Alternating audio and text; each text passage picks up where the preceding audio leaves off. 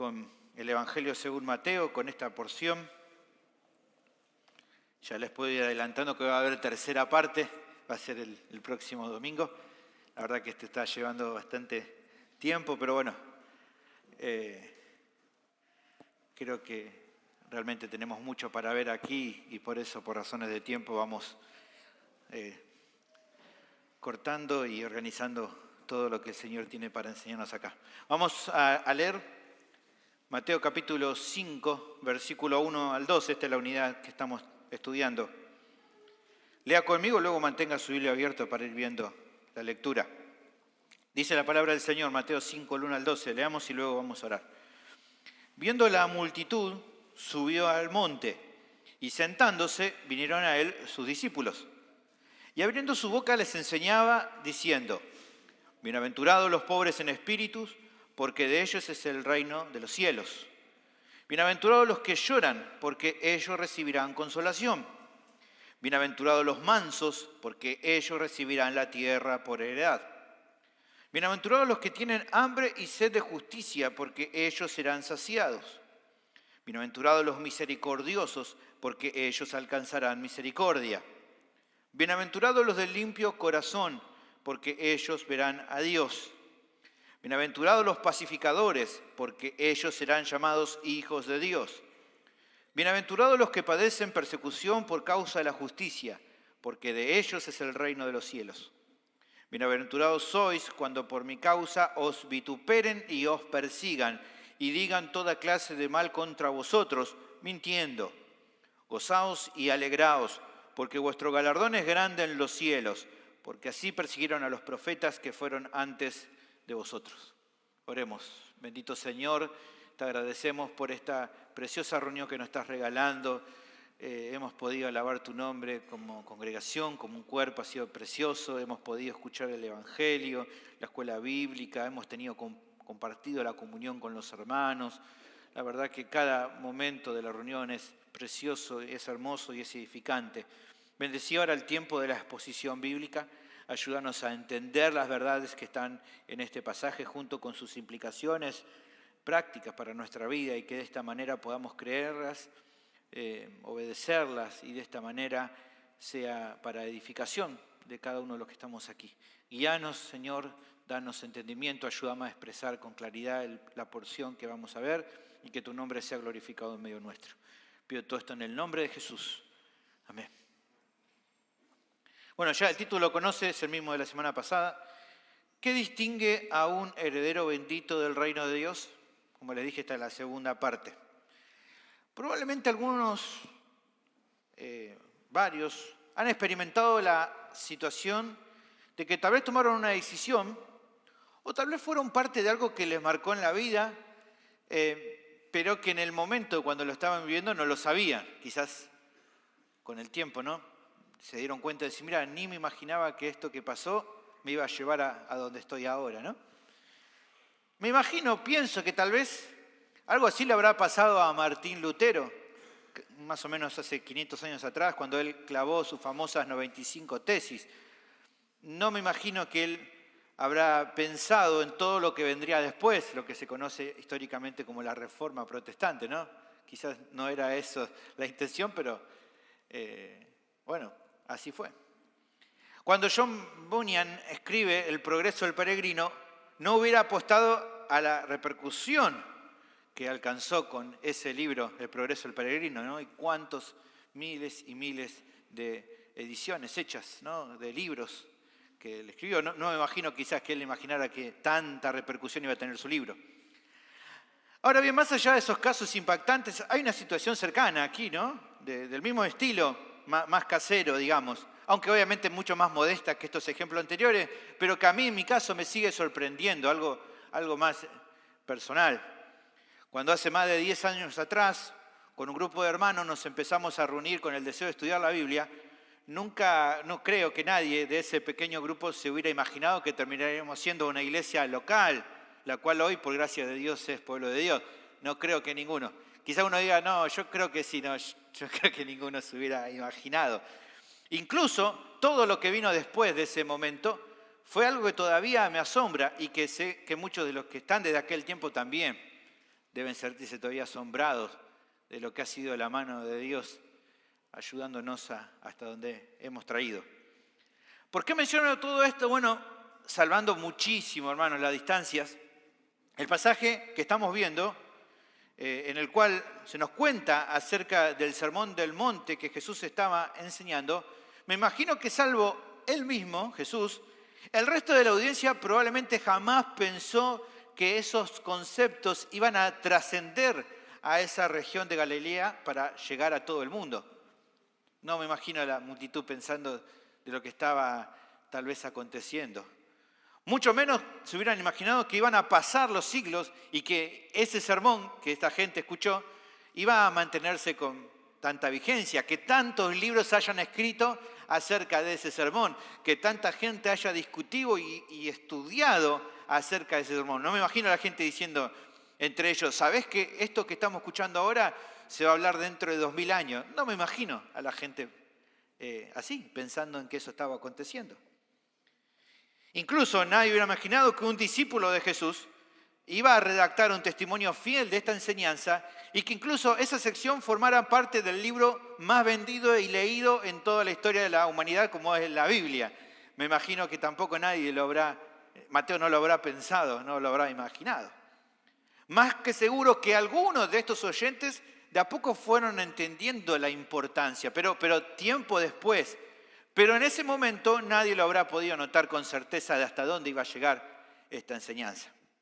Ninguno hubiera pensado que al asistir a esta predicación en el monte estuviera participando de un momento que sería recordado por la posteridad.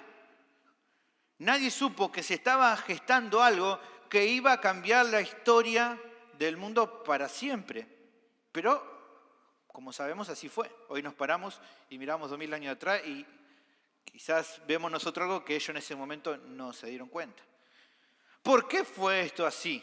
¿Por qué es que ha trascendido y por qué este evento fue tan importante? Bueno, como estamos viendo, porque el predicador que esta gente estaba oyendo, aunque tal vez en ese momento todavía no lo entendieron, pero después tiempo sí, se trataba del mismísimo Mesías, no era cualquier clase de predicador.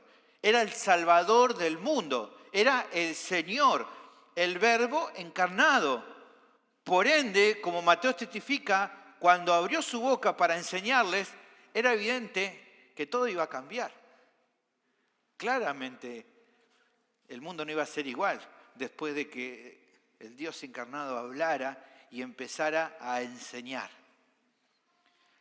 Ahora, pensando, ¿no?, en toda la vigencia, lo extraordinario y todo lo realmente que nos fascina esto, ante la magnitud, ¿no?, entonces del hecho, creo que sería absurdo de nuestra parte no prestar la debida atención a lo que Jesús nos enseña en esta sección acerca de las características distintivas de cada heredero del reino de Dios. O sea, si realmente nos damos cuenta de la magnitud, creo que seríamos muy torpes si no prestamos atención hoy a lo que este pasaje nos está enseñando y que cada vez que me pongo a estudiarlo más me asombra. Realmente el Señor ha escrito o ha predicado este sermón y cuando uno lo lee y puede encontrar más y más doctrina y teología y uno se sorprende realmente. Así que por todo esto te animo a escucharme porque estoy seguro de que puede ser de mucha edificación para tu alma el prestar atención a los conceptos que vamos a seguir viendo en el día de hoy. El tema del sermón es el mismo de la semana pasada.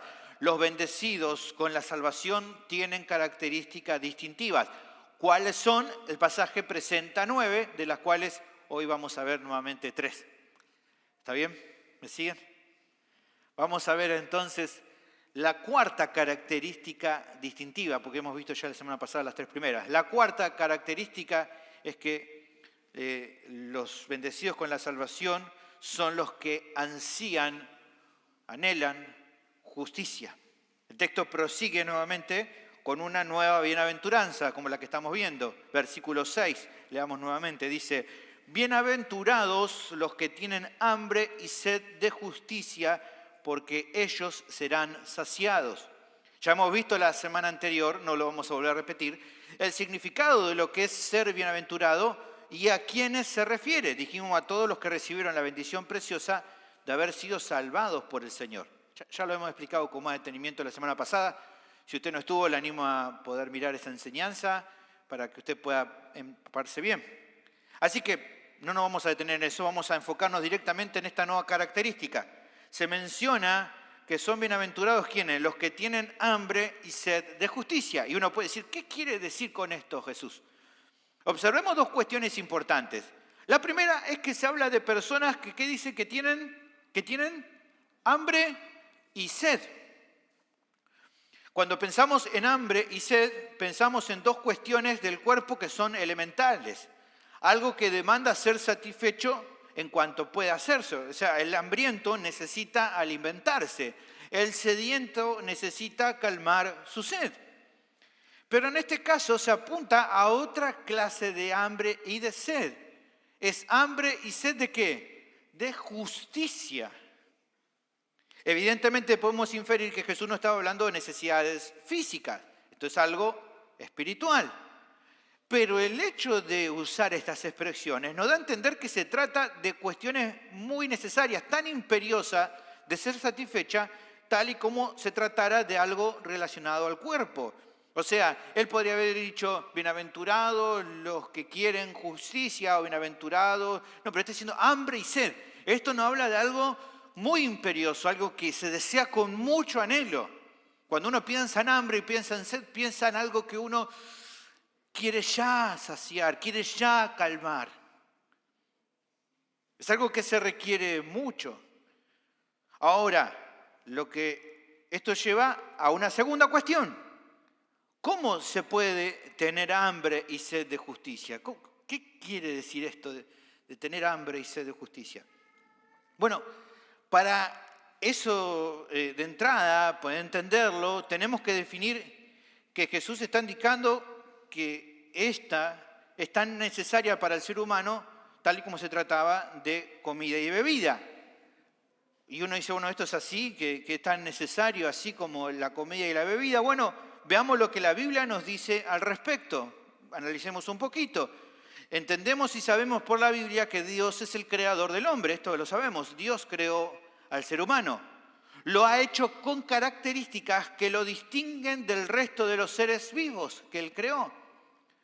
Si usted lee, va a encontrar justamente que lo ha creado al final como el punto más alto de su creación al ser humano.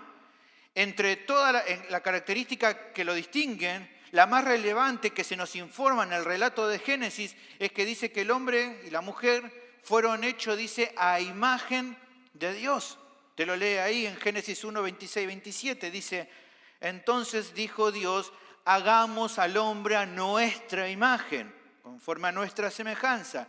Y versículo 27, y creó Dios al hombre a su imagen. A imagen de Dios lo creó, varón y hembra los creó. ¿Vieron? Varias veces, a imagen de Dios, a imagen de Dios.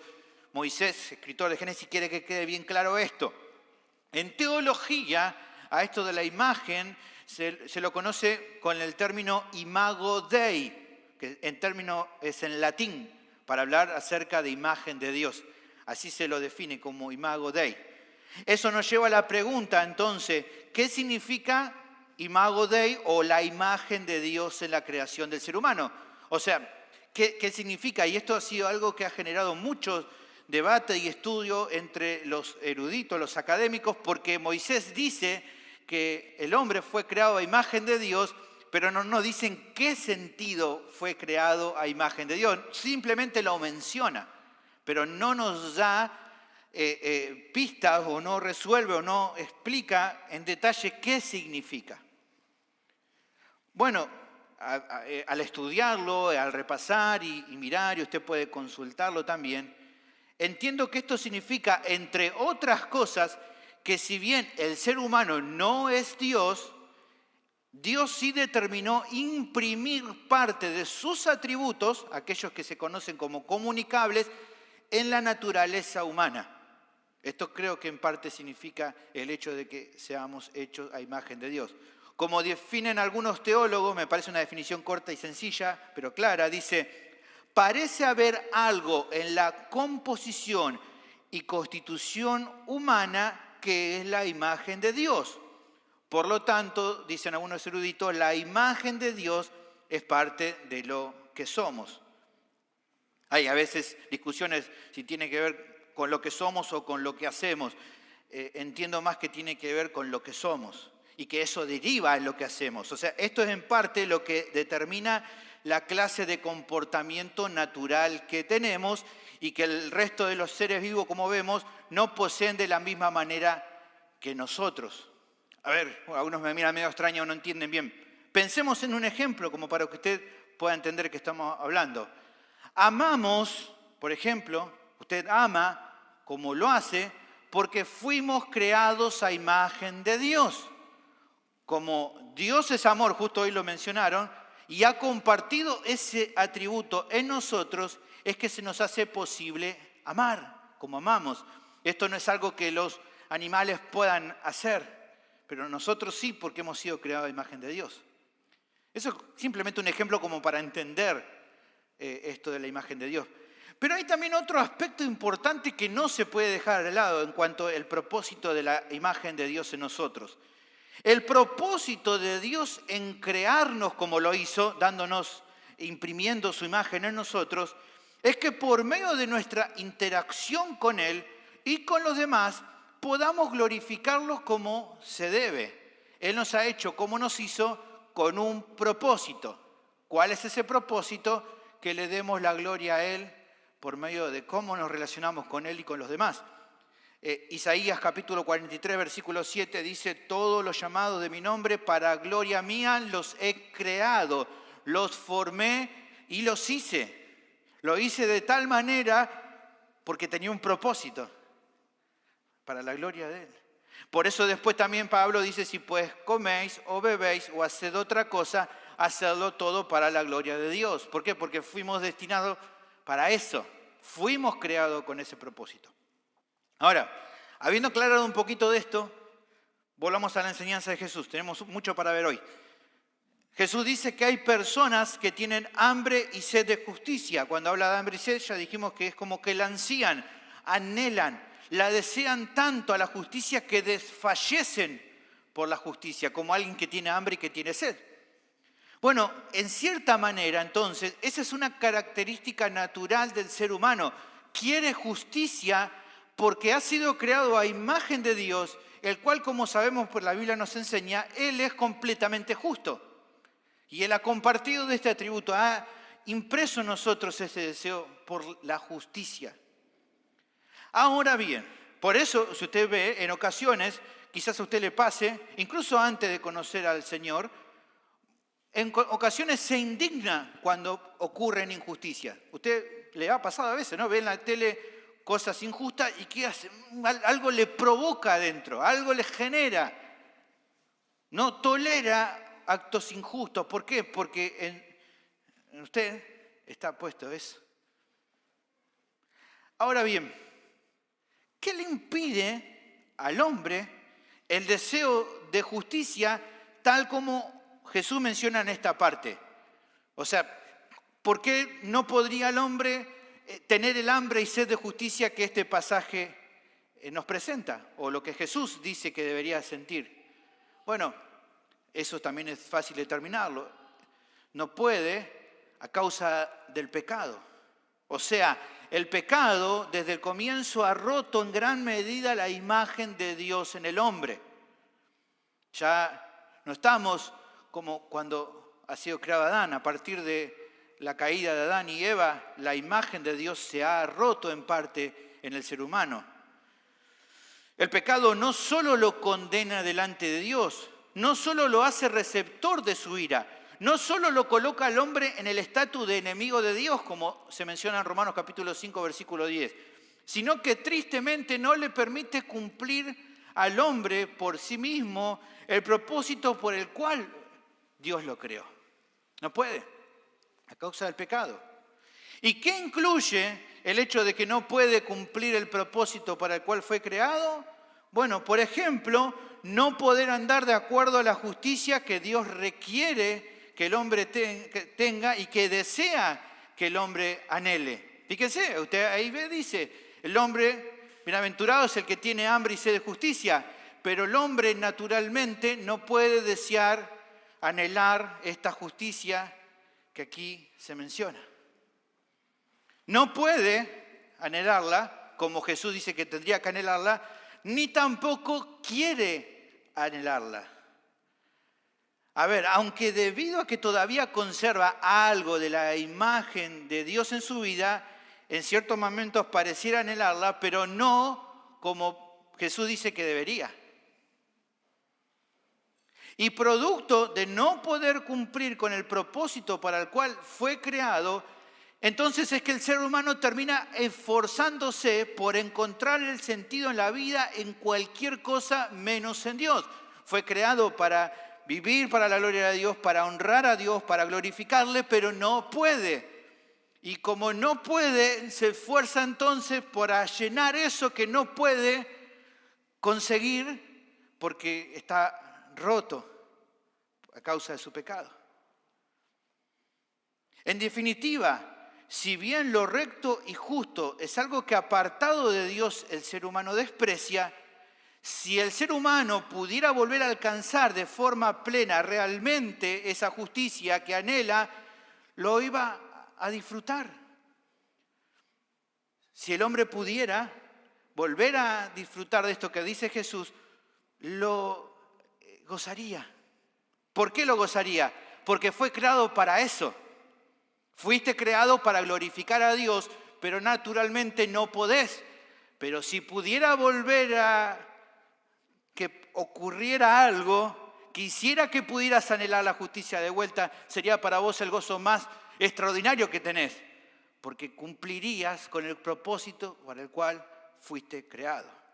Pero hasta que eso no ocurre, hasta que el ser humano no sea de alguna manera transformado, los corazones de las personas se secan por dentro, buscando, porque no pueden cumplir con el propósito para el cual fueron creados, y entonces tienen que hacer algo con su vida, porque no le encuentran la vuelta a la vida, porque no le encuentran el sentido a lo que hace.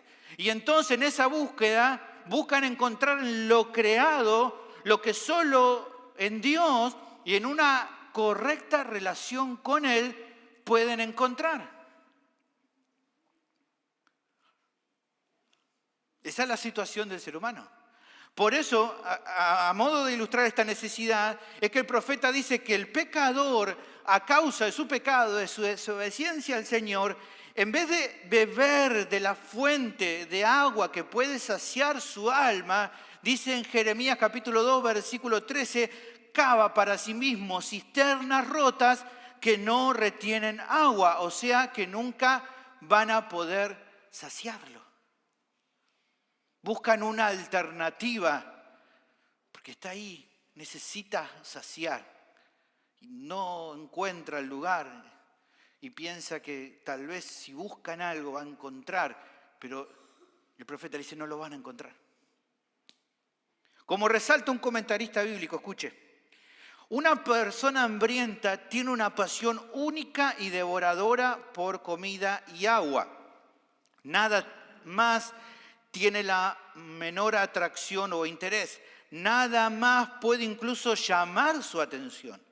Aquellos que están sin la justicia de Dios están muertos de hambre por vida espiritual, pero trágicamente no tienen el deseo natural por la vida espiritual que sí tienen por la vida física. La tendencia de la humanidad caída es volverse a sí misma y hacia el mundo en busca de significado y vida, así como el perro vuelve a su vómito y la puerca lavada a la revolcarse en el cieno, 2 Pedro 2:22. El corazón de cada persona en el mundo fue creado con una sensación de vacío y necesidad interior. Pero aparte de la revelación de Dios, los hombres no reconocen cuál es la necesidad ni saben qué la satisfará. Al igual que el hijo pródigo, ¿se acuerdan de la historia, la parábola? Al igual que el hijo pródigo, comerán alimento de cerdos porque no tienen nada más. Esto nos lleva a considerar entonces con más claridad la bienaventuranza y cómo se relaciona con lo anterior, con lo que venimos viendo. ¿Se acuerdan? Alguien que reconoce su bancarrota espiritual y que se lamenta, que llora por su pecado, por su condición, con humildad se presenta delante de Dios pidiendo con sinceridad el recibir la justicia que en sí mismo no tiene. Pero eso nos lleva a otro interrogante. Si el ser humano, a causa de su pecado, no quiere la justicia, ¿cómo puede tener hambre y sed por ella? Bueno, Jesús no aclara eso en esta porción porque no es el punto de lo que quiere enseñar. Hay otros textos que sí responden a esta pregunta al enseñar otro aspecto de la salvación, que es el nuevo nacimiento. La nueva vida que Dios otorga a aquellos que Él escoge salvar, tal como Jesús, por ejemplo, le explica a Nicodemo, un líder religioso, en Juan capítulo 3, versículos 5 y 6. Es a partir del cambio espiritual interior que el pecador redimido puede dejar de vivir ajeno a la justicia de Dios y abandonando toda justicia personal que no lo puede salvar, reconoce que lo único que puede satisfacerlo es la justicia de Dios. Eso es lo que puede ponerlo en correcta relación con Dios. Claro que sí, pero es también la fuente de la cual anhela beber. Uno puede preguntarse, ¿pero por qué Jesús no ve necesario aclarar todo esto en esa ocasión? ¿Por qué sí se lo explica en cierta manera a Nicodemo en el Evangelio según Juan, pero acá no?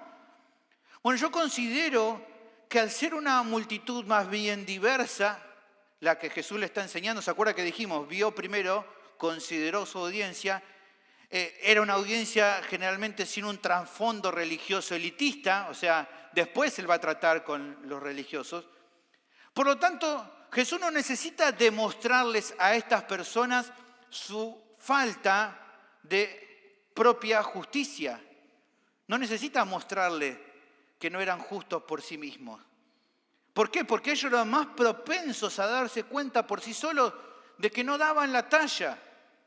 Algo distinto a lo que pensaban los fariseos de ellos mismos. Le ha pasado a usted, seguramente se ha evangelizado. No es lo mismo cuando tiene que hablarle o cuando usted habla del evangelio con alguien religioso, quizás el punto es otro, que tal vez con alguien que moralmente lleva una mala vida. No necesitas mucho aclararle de que es alguien que no está haciendo bien las cosas, porque lo sabe. Lo sabe. Rápidamente se da cuenta de su condición y no apela a su justicia personal para justificarse delante de Dios. Por lo tanto, lo que Jesús ve necesario declararle a la persona es lo que leímos aquí. Aquellos que tengan hambre y sed de justicia son bienaventurados. Eso les dice. Y le dice ¿por qué? ¿Por qué? Porque ellos serán saciados. Esta gente tenía que entender que si comprendían de verdad su bancarrota espiritual y si eso los afligía de verdad al punto de hacerles llorar, al punto de anhelar la justicia que sabían que no poseían, no tenían que resignarse. No había por qué lamentarse. En un sentido. No habría que decir, está todo perdido, no tenemos esa justicia nosotros mismos porque somos un desastre. ¿Por qué no tenían que sentirse completamente derrotados con eso? Porque la buena noticia es que Dios le concede esa justicia a aquellos que vienen a Él. Que no tenían por qué quedarse hambrientos porque si recurrían a Él con el corazón que Jesús viene diciendo que tienen que acercarse, van a recibir la justicia que tanto están pidiendo. Algo de lo cual el mismo profeta Isaías viene adelantando, diciéndole a la gente lo mismo o algo similar. Él le dice en Isaías 55, versículo 1, a todos los sedientos, venid a las aguas. Y los que no tienen dinero, venid, comprad, comed. Venid, comprar sin dinero y sin precio vino y leche. Y entonces el profeta le pregunta, ¿por qué gastáis el dinero en lo que no es pan y vuestro trabajo en lo que no sacia? Y fíjense que él está hablando de algo espiritual. Oídme atentamente y comed del bien. No está hablando de algo físico, porque dice, y se deleitará vuestra alma con grosura. Inclinad vuestro oído y venid a mí. Oíd y vivirá vuestra alma. y haré con vosotros pacto eterno, las misericordias firmes de David. Si venían al Padre por medio de Cristo, iban a comer y beber tanto como quisieran de esa justicia. Podrían disfrutar de eso por el cual fueron creados y disfrutarlo en sus propias vidas. Pero hay algo más que se daba a entender con esto, ya lo venimos viendo anteriormente, pero aquí también queda claro. Esta hambre y sed por la justicia no sería nomás una actitud del pecador inicialmente cuando vino al Cristo en el comienzo de su vida de fe, sino que sería un rasgo habitual durante todo su andar. No solo venís en busca de justicia el día que conociste a Cristo, todos los días vas a buscar la justicia que Él solo te puede dar, porque es lo que anhela tu alma. Porque para eso fuiste creado y Dios lo da. En conclusión, se puede afirmar que la cuarta característica distintiva que el pasaje presenta de aquellos bendecidos con la salvación es que son los que ansían justicia. Son bienaventurados. ¿Por qué? Porque solo ellos serán satisfechos con esa justicia que cada ser humano requiere, pero que solamente ellos reciben. Esta afirmación de Jesús era de mucha importancia para la audiencia a la cual Mateo le escribe sobre lo que Jesús habló en el Sermón del Monte, pero también a nosotros. Porque hay una realidad, hermano, que experimentan todos los creyentes. Lo sabemos.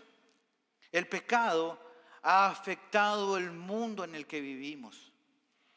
No es fácil practicar la rectitud en una sociedad cegada, dirigida por el reino de las tinieblas, que busca encontrarle sentido a su historia en cosas en las cuales no la va a encontrar, aunque están convencidos de que sí. El mundo está lleno del mensaje de intentar encontrar el sentido y propósito de la vida. Las películas, usted mira, está llena de películas donde el mensaje es dónde encontrarle el sentido a la vida. Y empiezan a mencionar en el amor, en la familia, en ser exitoso o en tener algo y conformarse con él. De alguna manera intentan encontrar y dicen, en esto está el sentido. Aunque no sea así. Y entendiendo de que la sociedad funciona así, entendemos que esta sociedad no va a transigir con creyentes que cuando le pregunten y le digan cuál es el sentido en su vida, le digan que la única libertad se encuentra en someter en rectitud sus vidas a la voluntad de Dios. Cuando te pregunten, ¿y vos qué opinás sobre cuál es el propósito de la vida? Va a decir, yo encontré mi propósito en Cristo y en servirle. Y van a decir, ¿qué? ¿Eso es el propósito de la vida? Te van a decir, ¿y para qué estudiaron los filósofos tantos años? Yo qué sé por qué estudiaron los filósofos. Yo te digo que el sentido de la vida se encuentra en Cristo y en servirle y en seguirle. No, ¿cómo va a ser ese el sentido de la vida? ¿Cómo va a ser el sentido de la vida seguir a Jesús? ¿Cómo va a ser el sentido de la vida leer la Biblia, orar, ir un domingo a una iglesia? Eso no puede ser el sentido. Sí, ese es el sentido de la vida, seguirle a Él. Eso va a chocar, hermano, con el cristianismo verdadero. La sociedad no va a aceptar esto.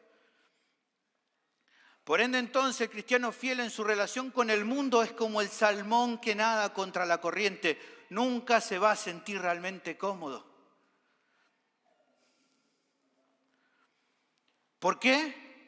Porque el creyente fiel espera la ciudad donde reina la justicia, cuyo arquitecto y constructor es Dios, como se habla en Hebreos 11:10, pero de lo cual también habla Pedro en 2 de Pedro 3:13. Fíjense, pero nosotros esperamos, según sus promesas, cielos nuevos y tierra nueva, en los cuales mora la justicia. Claro, no estamos conformes con este mundo. Esperamos algo distinto. Algo acorde a la nueva vida.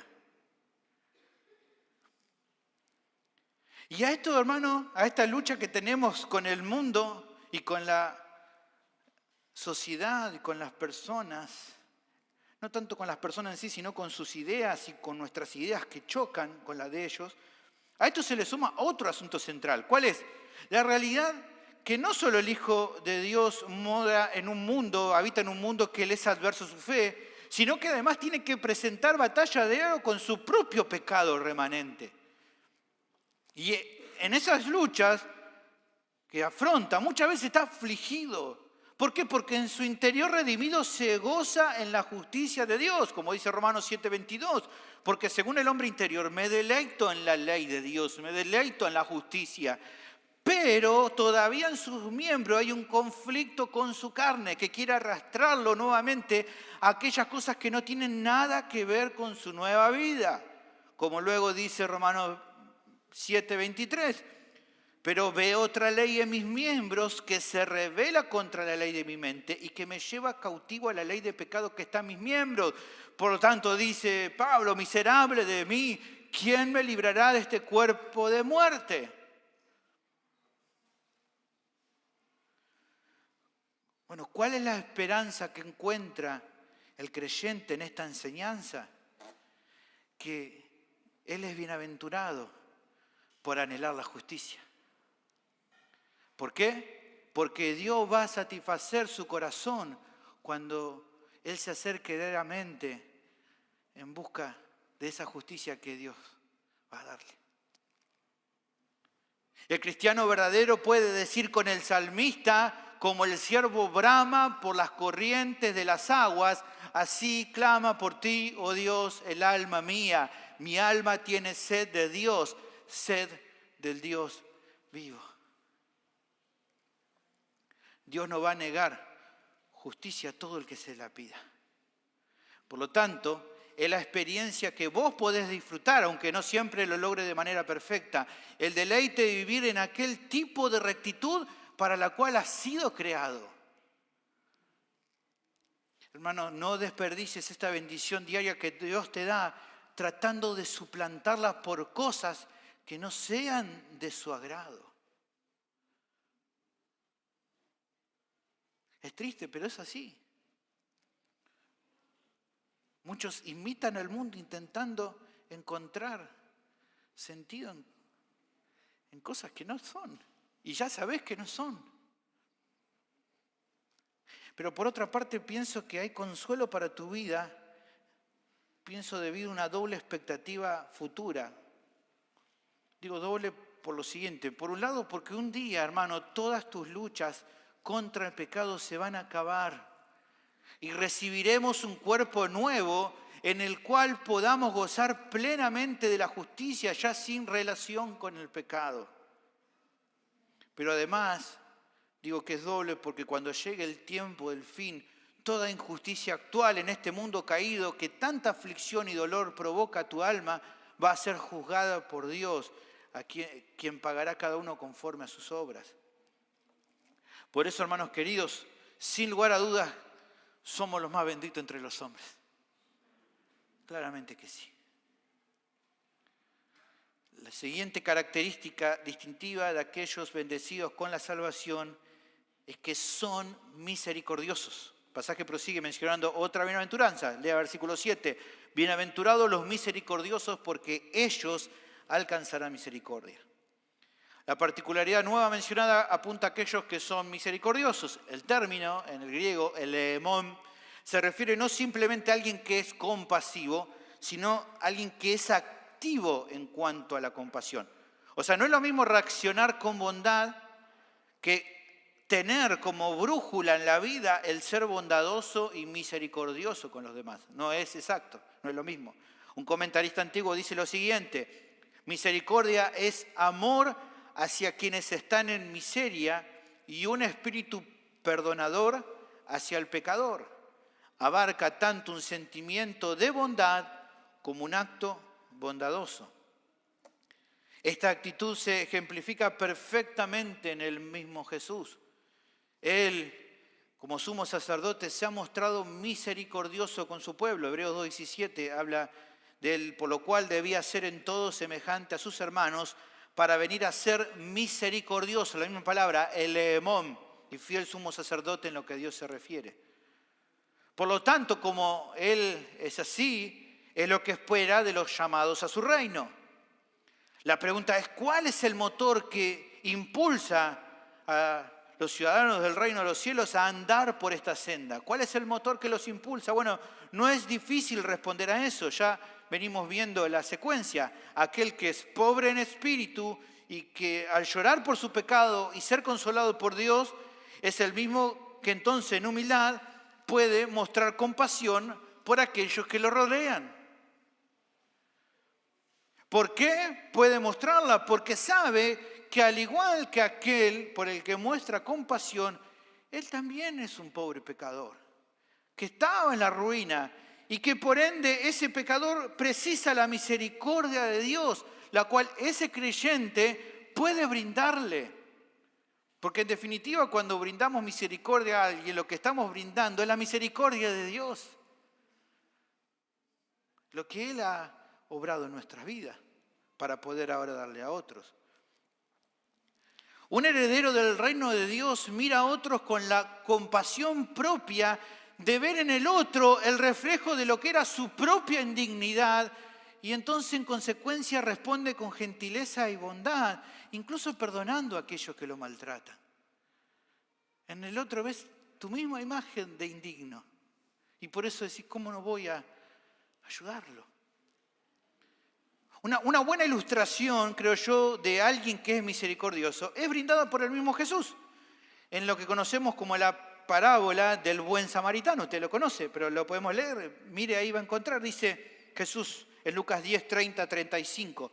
Respondiendo Jesús, dijo, un hombre descendía de Jerusalén a Jericó y cayó en manos de ladrones, los cuales le despojaron. E hiriéndole, se fueron, dejándole medio muerto. Aconteció que descendió un sacerdote por aquel camino y viéndole, pasó de largo. Asimismo un levita, llegando cerca de aquel lugar y viéndole, pasó de largo. Pero fíjese, pero un samaritano que iba de camino, vino cerca de él y viéndole, ¿qué dice? Fue movido a misericordia. Y acercándose, vendó sus heridas, echándoles aceite y vino, y poniéndole en su cabalgadura, lo llevó al mesón y cuidó de él. Otro día al partir, sacó 2 denarios y los dio al mesonero y le dijo, cuídamele y todo lo que gastes de más, yo te lo pagaré cuando regrese. ¿Qué podemos decir de esta parábola? Obviamente no vamos a ponerla a estudiarla en profundidad, pero lo que sí podemos decir es que lo lógico era o que el sacerdote o que el levita hubieran asistido al hombre golpeado, porque era uno de ellos, era alguien que venía de Jerusalén, era claramente un judío, alguien que venía a adorar a Dios. Pero nada hacía suponer que un samaritano podría obrar así, porque samaritanos y judíos no se llevaban entre sí, como dice en Juan capítulo 4, versículo 9. Judíos y samaritanos eran adversarios por definición, no se podían ni ver. A ver, pensémoslo de otra manera esta parábola. Si el medio muerto que aparece en la historia, en vez de ser judío, hubiera sido paisano del samaritano, hubiera sido un samaritano, no habría ninguna contradicción, porque un samaritano ayudando a un samaritano, se entiende. Pero la duda que se plantea en esta parábola es cómo iba a darle la mano, cómo iba a darle una mano a alguien con quien no tiene afinidad, sino que le provoca rechazo. Eso no podría entenderse de esta parábola. Que gente adversario se ayude. Salvo que se recuerde que justamente esa es la naturaleza de la misericordia. Ahí sí se puede entender que lo que Jesús dice fue movido a misericordia. La misericordia no hace un bien por el prójimo porque se lo merezca, sino porque es lo que el otro necesita. Y siendo claro, hermano, esto es justamente la clase de misericordia reflejada en el Señor Jesús. No ofreció su vida por nosotros porque nosotros lo merezcamos, sino que fue un acto bondadoso inmerecido al ver nuestra propia miseria espiritual. Pablo así lo declara en Romanos capítulo 5, nos muestra un poco de esto, porque Cristo, cuando aún éramos débiles, a su tiempo murió por los impíos. Ciertamente, apenas morirá alguno por un justo, con todo, pudiera ser que alguno osara morir por el bueno, mas Dios muestra su amor para con nosotros en que, siendo aún pecadores, Cristo murió por nosotros. Esto es misericordia. Por lo tanto, es lo mismo que Jesús espera de parte de aquellos que han recibido primero de su misericordia. Pero además, el mismo Jesús da la razón que explica por qué somos bienaventurados por esto. ¿Por qué? Porque nosotros, dice, también recibiremos misericordia. ¿Qué quiere decir esto? Tal vez alguien puede malinterpretar esto y pensar que la misericordia de Dios por el incrédulo depende en primera medida de una actitud bondadosa de ese pecador por otros. Bueno, es claro que eso Jesús no es lo que está enseñando. La misericordia del Señor por los pecadores no se debe a nada que ellos puedan realizar, sino a su gracia. El hecho de que Él sea misericordioso con alguien depende de su sola propia iniciativa soberana, no de algo que las personas hagan. Romanos 9:16 dice así que no depende del que quiere ni del que corre, sino de Dios que tiene misericordia. Ahora, nuevamente, Jesús no aclara esto porque no es el punto que quiere resaltar en esta porción de su mensaje. Lo que Él está enseñando se enfoca en otra cuestión importante, que aquellos que forman parte de su reino pueden considerarse felices, benditos, gozosos, si obran con misericordia. ¿Por qué? Porque ellos mismos serán alcanzados por la misericordia de Dios.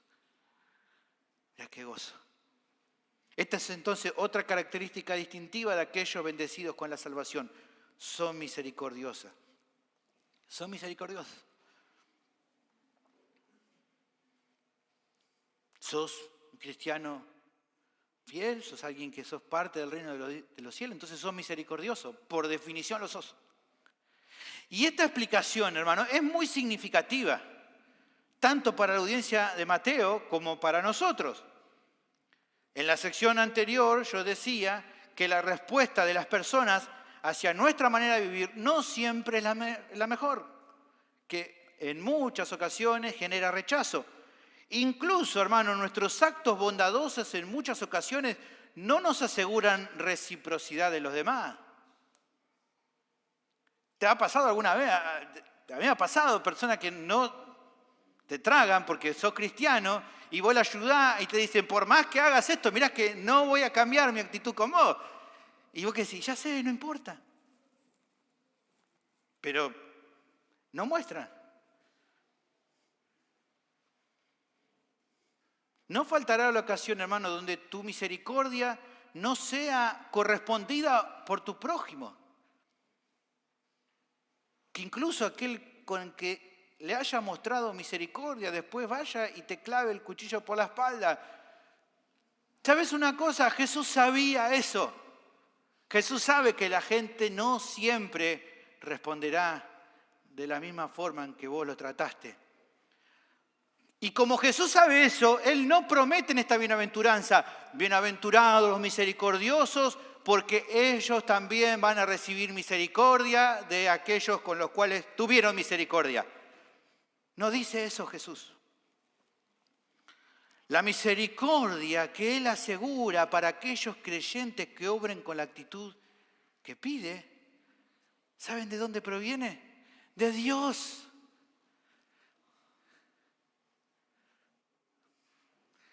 Dios sí siempre responderá con misericordia a aquellos hijos suyos que obren de la misma manera con otros, aunque esos otros no le respondan de la misma forma.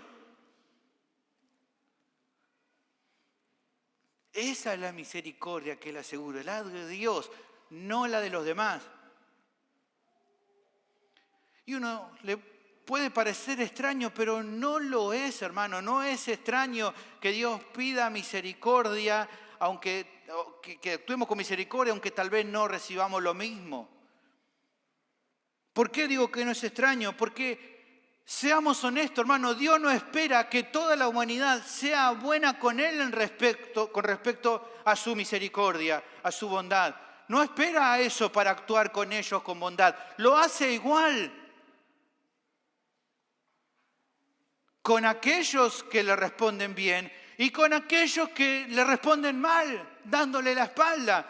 Él hace salir el sol y da la lluvia tanto para el bueno como para el malo, tanto para el que lo honra como para el que lo deshonra.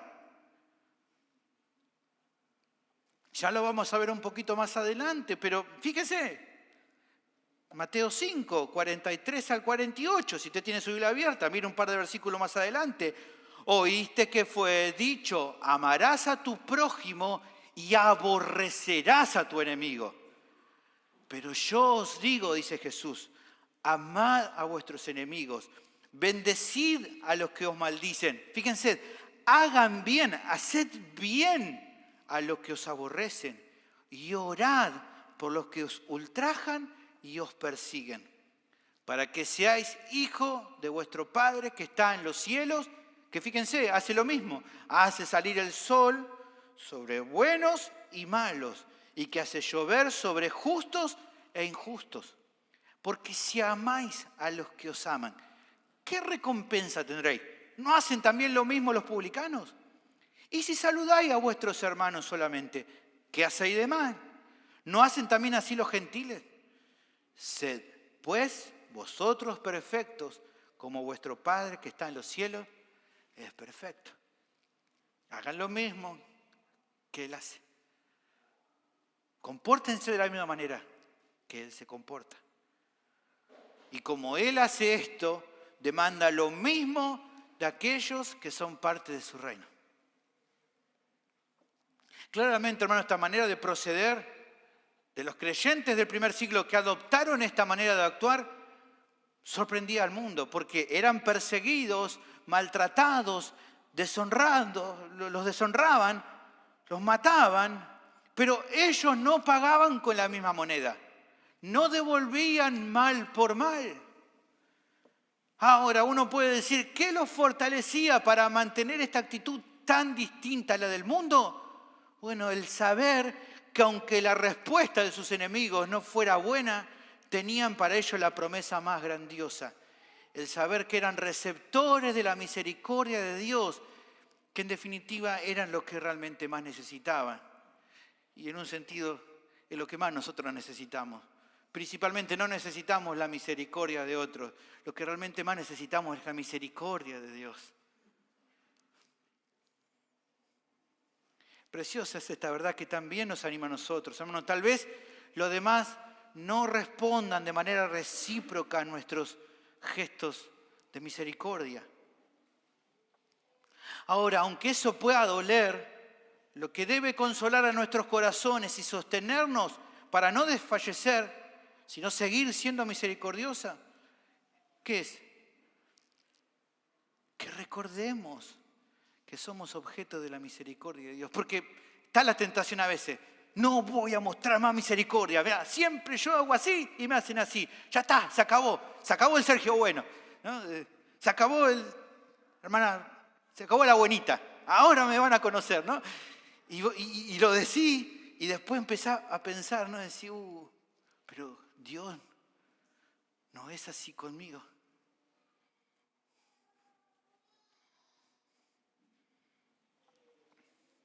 Recordamos que somos objeto de la misericordia de Dios y nuevamente decimos, no, voy a seguir actuando con misericordia. Pero hermanos, además de que esto nos anima, no hay que dejar de lado que el obrar de forma misericordiosa es la voluntad de Dios. Dios quiere que seas misericordioso. Por lo que este concepto está indicando algo implícito que puede verse un poco con la enseñanza de esta porción. Él nos pide, evidentemente, que seamos misericordiosos. Si un cristiano responde con falta de misericordia con alguien, ¿qué pasa? ¿Está bien o está mal? Está mal. tampoco puede esperar ese cristiano que Dios responda con misericordia cuando Él lo necesite. Lo dice la bienaventuranza. Pero misericordioso, ellos reciben misericordia. Fíjense, uno dice, bueno, pero eso, pastor, es así. Mirá lo que dice, ya lo vamos a ver también en más detalle, pero fíjese conmigo, Mateo 18, 23 al 33. Por lo cual el reino de los cielos es semejante a un rey que quiso hacer cuenta con sus siervos. Y comenzando a hacer cuentas, le fue presentado uno que le debía 10.000 talentos. A este, como no pudo pagar, ordenó su señor venderle y a su mujer e hijos y todo lo que tenía para que se le pagase la deuda. Entonces aquel siervo, postrado, le suplicaba, diciendo, Señor, ten paciencia conmigo y yo te lo pagaré todo. El señor de aquel siervo, ¿qué dice? Movido a misericordia, le soltó y le perdonó la deuda. Pero saliendo aquel siervo, halló a uno de sus consiervos que le debía, antes era 10.000 talentos. ¿Cuánto le debe este? 100 denarios. Y haciéndole de él, le ahogaba, diciendo, págame lo que me debes. Entonces su consiervo, postrándose a sus pies, le rogaba, diciendo exactamente lo que él había dicho recién. Ten paciencia conmigo y yo te lo pagaré todo. Mas él no quiso, sino fue y le echó en la cárcel hasta que pagase la deuda. Viendo sus consiervos lo que pasaba, se entristecieron mucho y fueron y refirieron a su señor todo lo que había pasado. Entonces, llamándole su señor, le dijo, siervo malvado, toda aquella deuda te perdoné porque me rogaste. Y aquí está la clave. ¿No debías tú también tener misericordia de tu consiervo como yo tuve misericordia de ti? Hermanos, responder sin misericordia a los demás es una falta muy grave delante de Dios, porque va en contra de lo que Él es. En cierta manera, la falta de misericordia es un atributo mundano más que cristiano. Habla la gente del mundo, es así. Fíjense, lo hemos visto, creo en nuestro día, Romanos 1:31, mencionando la característica de la gente lejos de Dios, dice necios, desleales, sin afecto natural, implacables, sin misericordia. Hermanos, esto no se emparenta para nada con la actitud de un creyente fiel. Entonces, ¿cómo es posible obrar de esta manera en tu vida? Si no estás teniendo misericordia con los demás, te animo a que te arrepientas de corazón. Porque Dios no pasará por alto este pecado en tu vida, sino que te va a disciplinar por esta manera de actuar tan desagradable a su voluntad. Tenés que reflexionar en esto, por favor. Finalmente, la sexta característica del pasaje es que aquellos que son benditos por haber recibido la salvación son limpios de corazón. Veamos una última bienaventuranza más en el día de hoy. Le dije que teníamos para mucho, pero es precioso. Versículo 8. Bienaventurados los de limpio corazón, porque ellos verán a Dios. Varios eruditos concuerdan que la enseñanza de esta sección es muy profunda y central dentro de lo que es el libro. Es como un acercamiento inicial a lo que luego Mateo va a ir desarrollando en su libro. Un comentarista indica lo siguiente, me pareció muy lindo. He aquí uno de esos pasajes de las Escrituras cuyas profundidades son inconmensurables y cuya amplitud es imposible de abarcar.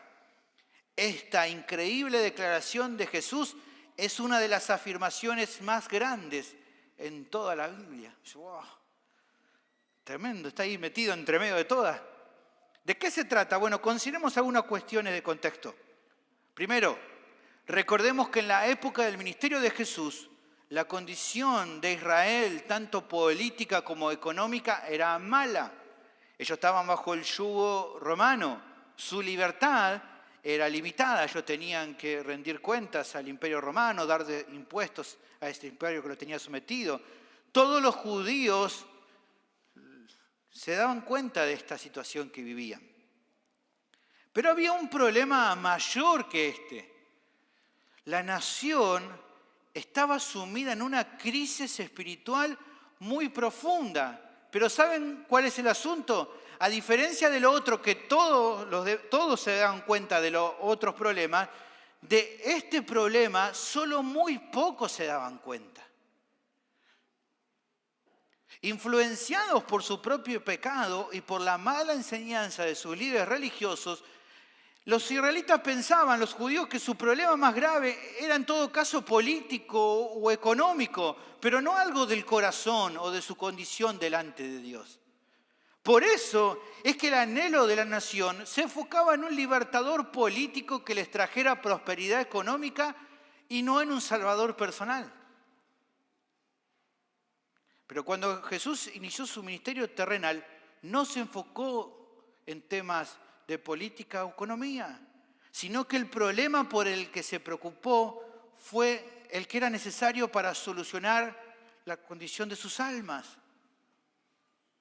Pero no es que Jesús hizo esto y la gente esperaba otro porque hubo un cambio de planes en el camino. No, Jesús estaba cumpliendo exactamente con la voluntad de Dios. Ya lo había anticipado el ángel que le habló a sus padres: y dará a luz un hijo y llamará su nombre Jesús, porque Él salvará a su pueblo de sus pecados. Y luego Jesús mismo más adelante va a decir: porque el Hijo del Hombre ha venido para salvar lo que se había perdido. Esto nos llevaría a preguntarnos cuál era el mayor problema de las personas. Ya lo vimos, el pecado. Desde Génesis eso quedaba claro. Siempre, en todo lugar, el más grande conflicto del hombre es que es pecador y que a causa de su maldad no puede estar por sí mismo en correcta relación con Dios. Su vida está plenamente afectada por el corazón. Su corazón está sucio a la luz de la santidad del Señor. Y sobre sí mismos, los seres humanos cargan una condena delante o a causa de la justicia de Dios. El Antiguo Testamento dejó bien en claro que se requerían víctimas inocentes, los animales que se sacrificaban, porque se necesitaba apaciguar la ira de Dios por el pecado. El tema es que quedaba claro que esos sacrificios no eran eficaces. ¿Por qué? Porque los sacerdotes tenían que volver a realizarlos una y otra vez. Así nos muestra Hebreos capítulo 10, versículo 1 al 4. Explica, una y otra vez los sacerdotes volvían a dar esos sacrificios. Y el autor de Hebreos, versículo 4, dice: porque la sangre de los toros y de los machos cabríos no pueden quitar los pecados. Eso lo tenía al menos visto la gente de aquel tiempo. Pero había también en el Antiguo Testamento algo que ellos leían, una promesa divina que claramente los oyentes de Jesús conocían, que llegaría el día cuando Dios iba a solucionar este problema. ¿Cómo lo haría? Bueno, Ezequiel 36, 25 y 26 diría que iba a rociarles con agua limpia, limpiándolos del pecado y reemplazando los corazones de piedra con corazones de carne. Así lo había prometido el Señor. Conocían también el testimonio de David acerca de la bienaventuranza de aquel cuyo pecado es perdonado, en Salmos capítulo 32, versículo 1 y 2. Así que al reconocer estas verdades escriturales, anhelaban experimentar la realidad de ellas, este cambio. Y en medio de esta necesidad de entender y de experimentar esto, aparece este Galileo allí en el monte y de manera abierta le dice a la gente: bienaventurados los de limpio corazón. Muchos se habrán sorprendido. Algunos habrán pensado: ¿de qué estás hablando, Jesús? ¿Cómo es eso, Jesús, de que nuestros corazones pueden quedar limpios? ¿Es de verdad eso posible? Empezaron a pensar en lo que hasta ahí habían escuchado. Ellos habían recibido una enseñanza errada de sus referentes religiosos. Los líderes judíos les habían dicho que tenían que cumplir ciertos ritos, incluidos los que provenían de la tradición de los ancianos, y que obedeciendo eso, más su propia herencia nacional, era suficiente para heredar el reino de Dios. Quizás algunos que otros se conformaban, muchos se conformaban, bueno, le daba eso como una falsa seguridad. voy al templo, a las fiestas, soy judío de descendencia, bueno, ya con eso entonces tengo seguridad, voy a entrar al cielo. Pero en cierta manera algo de eso no sonaba bien. Muchos estaban sospechando que esto no alcanzaba. ¿Por qué?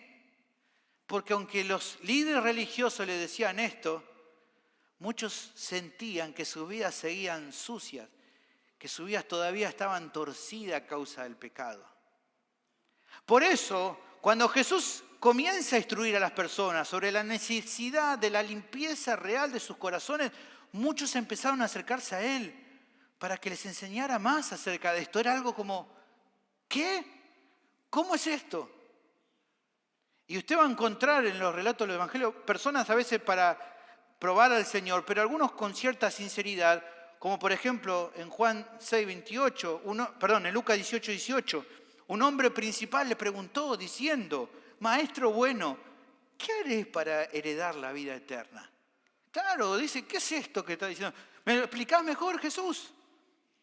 Un comentarista afirma lo siguiente, otros estaban preguntando, ¿qué debo ser para pertenecer al reino de Dios?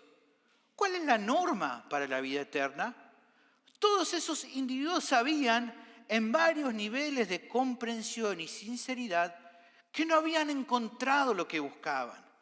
Muchos sabían que no habían guardado a la perfección ni siquiera una ley. Si eran sinceros, se convencían cada vez más que no podían guardar perfectamente ni siquiera una sola ley y que eran impotentes para agradar a Dios. Dice este autor, fue para contestar esa necesidad que Jesús vino a la tierra. Fue para contestar esa necesidad que entregó las bienaventuranzas.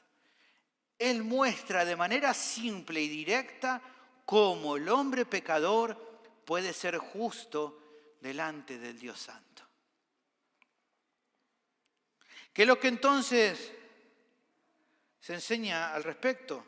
Bueno, Jesús no se extiende demasiado, más adelante va a ir desarrollando estos conceptos, pero deja algo claro, que los que son bienaventurados son aquellos que forman parte del reino de los cielos, ya lo viene diciendo. Son los que, según esta sección, Jesús afirma que van a ver a Dios. Pero ¿cuál es la clave para que eso acontezca, para que puedan ver a Dios? Que son limpios de corazón. ¿Cómo llegaban a esa condición? Bueno, no por medio de la obediencia a los ritos externos de la ley o de la tradición, sino por una transformación interior. Una que solo será posible, aunque aquí Jesús nos lo explica, por medio de su obra redentora, la cual Él proveería de todo lo necesario para esa obra. Como mismo Jesús afirma en 26-28 de Mateo. Pero aunque Jesús aquí no entra en detalle, no vamos a entrar nosotros tampoco, ya lo vamos a ver más adelante, sí hay algo que ya su audiencia podía ir comprendiendo. Le iba cazando la onda a lo que Jesús viene enseñando.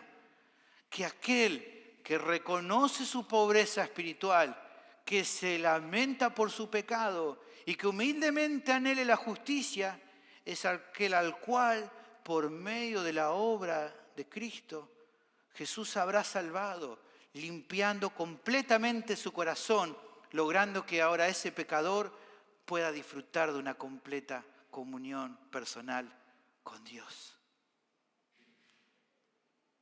Un corazón limpio es lo que el hombre requiere y eso es posible solo por medio de la sangre de Jesús. Lo que Jesús está diciendo es que la mancha del pecado puede ser borrada y eso es lo que efectivamente Él hizo con cada pecador que humildemente confía en Él para salvación, que en definitiva son todos los bienaventurados a los cuales está dirigido esta enseñanza. Hebreos capítulo 9, versículo 14, lo dice el autor de Hebreo, cuánto más la sangre de Cristo, el cual mediante el Espíritu Eterno se ofreció a sí mismo sin mancha a Dios, limpiará vuestras conciencias de obras muertas para que sirváis al Dios vivo. Por lo tanto, la sexta característica distintiva de aquellos bendecidos con la salvación es que son limpios de corazón. Han sido purificados, como se menciona en Hebreo 10:22, ¿se acuerdan?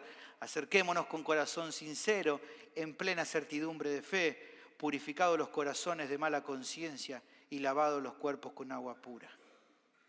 Pueden acercarse a Dios, pueden entrar en su presencia porque han sido limpios por la sangre del Cordero. Por ende, tienen seguridad de que van a ver a Dios.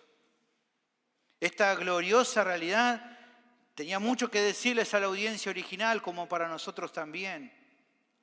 Por un lado, la esperanza de saber que aunque podemos sentirnos en muchas ocasiones que a causa de la dificultad de la vida cristiana, como que nuestros pies tambalean y seguir adelante es difícil, hay consuelo y fortaleza en recordar que hemos sido limpiados por el Señor. Nuestros corazones han sido purificados y tenemos pleno acceso a la presencia de Dios. Vivir para la gloria de Dios no es algo imposible y no depende de algún rito religioso ni de una obediencia perfecta a los mandamientos del Señor, que sabemos en este tiempo no nos es posible, sino que Jesús ha hecho todo lo necesario para que desde el día en que creímos en Él recibiéramos la purificación de nuestra alma. Y además, con la expectativa que cuando Cristo regrese, recibiremos un cuerpo nuevo, el cual será completamente redimido de la presencia del pecado. Mientras tanto, hermanos, por medio de esta enseñanza somos animados a buscar la purificación diaria del pecado remanente en nuestra vida, sabiendo, como nos asegura en 1 de Juan, capítulo 1, versículo 9, que si confesamos nuestros pecados, Él es fiel y justo para perdonar nuestro pecado y limpiarnos de toda maldad. Que como John Newton lo dijo una vez, no soy lo que debo ser, tampoco lo que quiero ser, pero por la gracia de Dios no soy lo que solía ser. ¿Por qué esto es así? Por la bendición inmensurable de que hemos recibido la limpieza. Gloria tenemos que dar a Dios por Jesucristo. El cambio inicial que Dios ha hecho en nuestras vidas revela el cambio progresivo que está haciendo, en el cual nosotros cooperamos, y asegura el cambio final que recibiremos cuando Cristo vuelva. Hermanos, somos bienaventurados. Gracias a lo que Jesús hizo en nuestra vida, veremos a Dios cara a cara. Y como el apóstol Juan nos indica, el que tiene esta esperanza, ¿qué hace? Se purifica a sí mismo, así como Él es puro. Mi pregunta ¿es así en tu vida? Finalmente, quiero hablarles a aquellos que hoy tal vez me escuchan y que todavía no están en Cristo. Es probable, quizás, que la enseñanza de hoy haya llamado tu atención, todo de que estamos hablando. Quizás te ha pasado, puede ser, que hasta acá no le hayas encontrado sentido o propósito a tu vida. Por ahí venís buscando, añorando satisfacción para tu alma en las cosas del mundo. Pero si sos honesto, nada te satisface completamente. Nada. ¿Sabes una cosa? Esa experiencia es normal. Porque lo mismo que las personas en el mundo tratan de buscar lejos de Dios, pero tampoco hallan. Lo que a vos te pasa es lo mismo que le pasa a las personas que están lejos de Dios. Bueno, creo que hoy te has encontrado con una formación muy importante. Creo que has entendido, o al menos así espero. No sigas tratando de encontrar en las cosas del mundo lo que solo Cristo te puede dar. No sigas. Yo sé que la sociedad te dice que las cosas de Dios son aburridas, que dejar esto es aburrido, esa gente no sabe nada. Yo sé que la sociedad dice que somos amargados, aquellos que viven para el Señor. Déjame decirte que ellos no saben, no lo saben, lo que es haber recibido la salvación. No es nada aburrido. Déjame decirte que mientras se burlan de los cristianos, en sus propios corazones no encuentran la paz y la alegría plena que viene solo de vivir para la gloria de Dios. Y lo más triste de todo es que mientras ellos siguen deambulando por la vida de esta manera, no terminan de entender que no solo están vacíos, sino que su destino es la condenación eterna. Les espera el infierno, el lago de fuego, porque darle la espalda a Dios le va a costar más de lo que hoy pueden imaginar. Y pienso que a vos que me estás escuchando, te está cayendo la ficha. Que si todavía no has rendido tu vida a Cristo, vos estás en la misma situación que el resto de la humanidad. Que si hoy tu vida en la tierra se acabara, te espera también la condenación eterna, lo mismo que a ellos. Pero también entiendo que has escuchado una buena noticia hoy. ¿Cuál es? Bienaventurados son los de limpio corazón, porque ellos verán a Dios. O sea, hay todavía esperanza para tu alma. Hoy poder recibir el perdón de tus pecados y la vida eterna. ¿Cómo? Viniendo a Jesús en arrepentimiento y fe. ¿Cómo es eso? Bueno, como vengo explicando, es reconocer tu bancarrota espiritual y con sinceridad humillarte delante del Señor pidiendo que tenga misericordia de tu vida. Es confiando que su obra es suficiente para cambiar tu vida. La promesa del Evangelio es que si en esta misma tarde venís a Jesús, hoy mismo podrás recibir la bendición de la salvación de tu alma. Quiero que entiendas, querido oyente, tu mayor necesidad no es ser exitoso en la vida. No, ¿cómo que no? No, para nada. Mucho menos tu mayor necesidad o tu necesidad es que tus problemas financieros, de salud o familiares se solucionen. No es eso. Si viniste buscando eso, no es eso. ¿Cómo sabe, pastor, que no es eso? Bueno, Jesús mismo explicó la razón de por qué nada de eso es lo más importante para tu alma. Más adelante vamos a ver, pero aquí lo veamos por un segundo, Mateo 16, 26. Jesús le pregunta a la gente, ¿en qué le aprovechará al hombre si ganara todo el mundo y perdiere su alma? ¿Ves que no tiene sentido?